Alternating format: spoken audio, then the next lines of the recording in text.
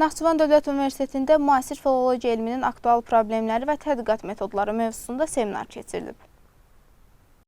Filologiya üzrə elmlər doktoru professor Mahirə Hüseynovanın təqdimatında müasir filologiya elminin aktual problemləri və tədqiqat metodları mövzusuna seminar baş tutub.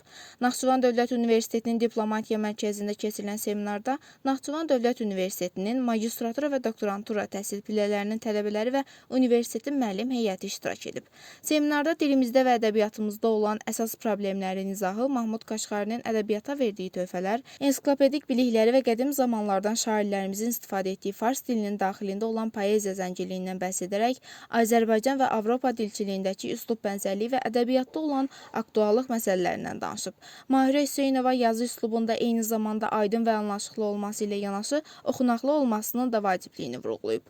Jurnal və qəzetlərin təhlili və tədqiqatının vacibliyi, gənclər arasında mütaliənin önəmi və müasir dövrümüzdə fəaliyyət göstərən qəzetlərin, jurnalların da Azərbaycan və dünya ədəbiyyatında yenilik edə biləcəyindən söz açıb. Sonda dilçi professor Azərbaycan dilinin digər türk dilləri ilə müqayisə və müzakirəsi mövzusunda araşdırmaların aparılmasının vacibliyindən söz açaraq, tələbələrə gələcək tədqiqatlarında və təhsil yollarında uğurlar arzu edib.